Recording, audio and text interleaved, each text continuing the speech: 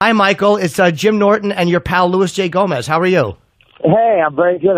How's it going? Good, buddy. Thanks for taking the time for us today. What's up, motherfucker? Hey, what's up, Louis? How are you, buddy? What's going on, pal? This TV, one sec. Yeah, what the fuck are you doing? Are you moonlighting on me, motherfucker? Yeah, you know what? We were doing the countdown for a while. It felt good. And, Jim and Matt were doing this unfiltered show. That felt good. But we figured, why not cut the dead weight? These fighters, they don't really know much about broadcasting. Figure me and Jim will just do our own show. Yeah, Louis is cheating on you over here. Yeah, exactly. All right, guys. Well, are we actually rolling or? Oh, yeah. Not yet? Yeah, we're rolling. Rolling. Oh, well, fucking hell, you should have told me. I'll get my posh voice on. He's got to get his posh voice on. Oh, no. So what are you doing today, Michael? That was obviously the worst joke ever because there was just fucking silence. But all right, guys, come on. Let's do this fucking interview. How do you feel about the fight this Saturday? You must be obviously you're ready. Well, before I came out here to the fight, because obviously the fight's happening at 5 o'clock in the morning, probably closer to like 5:30. The fight will actually be happening. And I was like, yeah, you know what? It's fine. I'll just stay on California time. Now, of course, in theory, that's really, really easy. The problem is staying up till 5 o'clock in the morning, is that it's boring as fuck. Right. There's nothing to do, So we were just sat here last night having cups of tea and talking in the room till like 4 o'clock in the morning. I was like, I guess it's suitable to go to bed now. So we're going to have a full week of doing that prior to the fight. But other than the being bored and having breakfast at 4 o'clock in the afternoon, I'm feeling great, feeling really good, very positive. My mind is calm, feel strong. I'm ready to get revenge on Dan Henderson. Yeah, does that first loss, I mean, I'm always amazed when guys are fighting someone they've lost to, and you have to think about it. How do you avoid allowing that to kind of play into your psyche for this fight? Well, you know what? It's not like it happened yesterday, after 7 years ago. So, I will be, listen, he knocks me out. I just saw it again for the 5 millionth time. I just saw a clip of the Countdown show, and of course on the Countdown show it shows me getting knocked out against Henderson. As I said, I've probably seen that clip about 5 million times since it happened. It's part of history. And that actually made me a better fighter. I realized I had to change something. So I stopped going into a fight. I was skinny. I started cutting more weight and changed a few things. So, I thank Dan Henderson for that. It's part of history. You can't change it. But what I can do is get revenge. And going into the fight, that was a terrible version of me. It's almost unfair to call this fight a rematch because the first fight, Dan Henderson was enhanced. He was on TRT. He was a way better version of himself. And now, myself, I'm a way better fighter now than what I was then. So Dan Henderson has gone on the decline. I've gone on the incline. So it's not even fair to call it a rematch. He's still got that heavy right hand. He can still knock people out. We saw that in his last fight. He's still dangerous. But I just think I'm the way better fighter. And, I'm looking forward to setting the record straight. No, we had Perillo on a couple of weeks ago talking about the game plan going into this fight. Look, we talked about this on our show. Dan Henderson, he's a motherfucker, and he's got his specific, weapon that he has available to him makes it a really difficult fight for anybody at any given point. He can knock anybody out at any given moment in this fight. Are you planning on coming into this fight and playing it safe and outpointing him? Because I feel like that's definitely a path to victory right there. You're definitely a better kickboxer. Or are you trying to knock him out to exact revenge on him the way he knocked you out? Well, here's the thing. Nobody wants to see somebody go out there and try and outpoint somebody. This is the most exciting sport in the world because, people go out there and knock each other out. And that's what I'm looking to do. I'm not looking to outpoint him. I'm not. Now, don't get me wrong. I'll take a victory any way I can. If that's going to be a decision, then so be it. But I'm looking to knock him out. I'm looking to, listen, I want to get revenge, all that, but that's not really what's at stake here.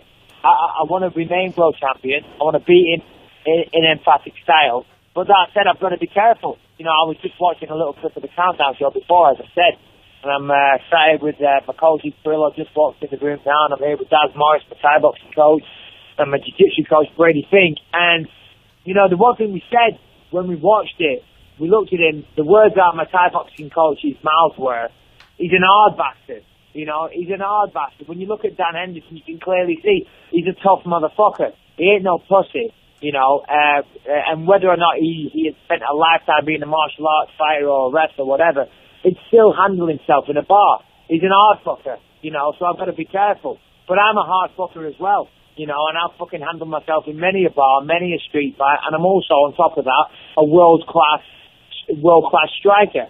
So I'm going to go out there, I'm going to look to finish him, but I've got to be careful. You know, that right hand is still very, very powerful, and he can still knock people out. Now, you know, Henderson has been pretty vocal about it. I believe he said if he wins the title, he's going to retire with the UFC title.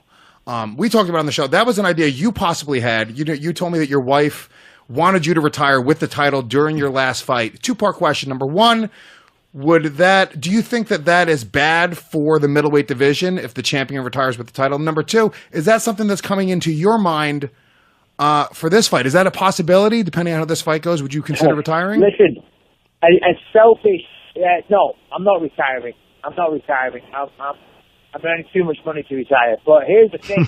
Whatever I do, I'm not thinking, and all respect to the UFC, but I'm not out here thinking, what's the best thing for the middleweight UFC division? Okay, that is not my thought. I'm not putting myself through all this agony and hard work, getting punched in the face on a daily basis so I can benefit the UFC. I'm trying to benefit Michael Bisping and Michael Bisping's family. Plain and simple, period. So the UFC middleweight division will go fuck themselves. I'll do what's right by me. And what's right by me, beating the fuck out of Dan Henderson, and then beating the fuck out of a few more people as well and getting paid. And when I decide to retire, whether or not it's with the belt, I couldn't give a fuck what's the best thing for the UFC middleweight division. Good for you, man. And that really is very truthful. It's because there's more money in a lot of times in a rematch, or if it's a great fight. I'll tell you right now, the other middleweights aren't saying, what's the best thing for Michael Bisping? So fuck the middleweight division. Fuck them all. I'm here for myself, myself, and I, and my family, my team, represent my country, all that shit, all that bollocks. That's all well and fucking good, but they can all kiss my ass. I'm going to beat the fuck out of Dan Henderson. I'm going to go get shit-faced beyond all proportions, and everyone can go fuck themselves. I don't know how anyone can not want this guy to be champion for a long time. I want to see. It's very hard, dude. And I imagine for fighters, very rarely do guys just win a belt and then stop, because then it's yours and you want to defend it. And if someone takes it, they take it. But I don't see many fighters that really want to walk away with a belt still to be defended. Yeah, Dan Henderson's full of shit. If Dan Henderson wins this fight, he ain't going to retire.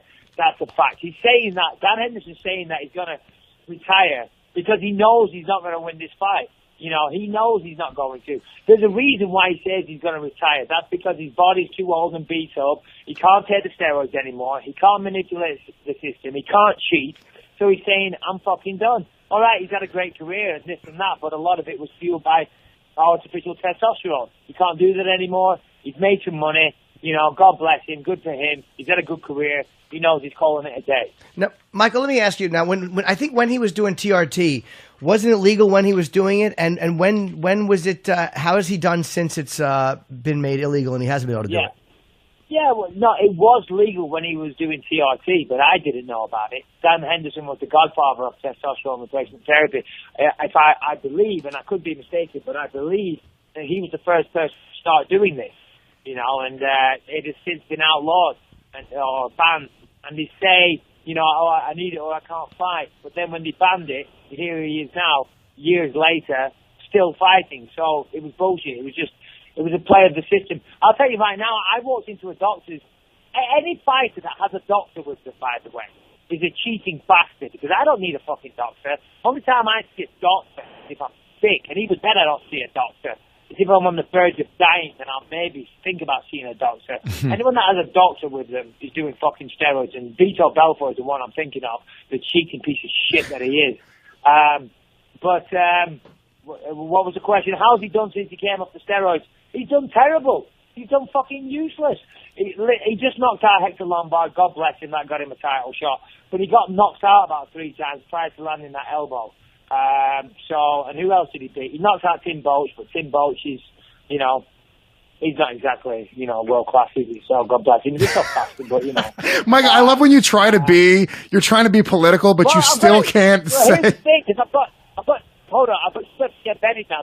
I'll do a film. Before I thought it's just me and you and our friends listening, but now I'm on camera for the embedded crew, so might have to tone it down a notch, boys. So now we're going to see Michael Bisping change because the camera crew came in. Now Tim Bosch is a world-class striker. Yeah, Tim Bosch is a world-class striker and a double-hard motherfucker. One hell of an American. Let me ask you, Mike, just a little off-topic. I know Rashad Evans, who you fought back at, I was there, it was New Jersey, UFC something. He's making his middleweight debut. I said that for a long time, that Rashad should have gone down to middleweight. It seems like he was carrying a little extra weight around. What do you think about him going down now? And is that a rematch you'd be interested in down the road if he starts getting some wins? God bless Rashad. I like Rashad. Rashad's a nice guy. He's a class act. He's been a great fighter, and he was a great addition to the UFC's roster for a long time. I wish him the best. I do. I wish him the best. Rashad's a good dude, but I don't know. It's not any easier at middleweight than what it was at light heavyweight, and I don't think I'm being nasty. He struggled a little bit recently, so hopefully, because he was never the biggest light heavyweight, but that said, he's very thick. Rashad is very thick. He's got a big old arc on him. He's got big thighs and things like that. He's very stocky. So, I hope he finds success at middleweight, but it's not necessarily easier. I thought when I went down from 205 to 185, but yes, here we go. I'm going to go down to middleweight. I'm going to start bullying some people around. Did you see me squaring up against Luke Rockhold? I look tiny. There's some big dudes at middleweight, so he's not necessarily going to find an easier payday down at middleweight. But I wish him the best. I really do. That's really you're really an honest guy. It's nice to hear that you're genuinely when you wish someone well, it sounds sincere, and when you don't, they're a cheating piece of shit. You definitely speak your mind, which is fucking awesome. Yeah, well, there's no black and white. I mean, this embedded guy here, he will tell you this. This person he's got Alex, right? What's your last name, Merriman? Alex Merriman. If you ever speak to him, ask him to tell you the story about when we met yesterday. Because he probably thinks I'm the biggest piece of shit walking, because I've just done a 15-hour journey, 11 hours across the Atlantic, 4 hours at London Airport, then about 2 hours to get to Manchester because we sat on the runway forever. We feel like shit, we're tired, we've had no sleep and all this stuff. We walk out, he's camping out at the airport waiting for us to film us. I'm like, what the fuck? You are a fucking fun guy, man. I always wonder that with fighters, because like in a weird way, like it's some of the most intimidating people in the world. They can really just kick the shit out of you. But you're also a professional fighter. I feel like you're much less likely to actually punch somebody than a dude who works, a regular 9-to-5 job, because you're a professional. What would be the moment where you would say, I'm going to punch this guy in the face? Does it have to be somebody actually physically attacking you, or could somebody piss you off like a civilian to the point where you would just drill them in the face and you said, I don't give a shit that I'm a professional fighter? Yeah, no. I mean, when I was a kid, definitely there was, listen, I was a little shit when I was younger. There was plenty of fights, believe you me. I've had more street fights than professional MMA fights, let's just put it that way. Probably more in 1 month than what I've had MMA fights. But that is a form of my position. That guy does not exist anymore. I haven't had a street fight for years and years and years. I was a very different person when I was younger. I had a lot of anger. I had a lot of frustration. I was an angry kid. I was an angry man. But my wife helped change that, and fighting for a living has changed that. So, I don't think you could push my buttons enough where I would actually punch you in the face. You would have to attack me. You would have to attack me for me to resort to violence. And then, of course, I would defend myself to the full limit of the law, and maybe stick the boot in while you're down as well.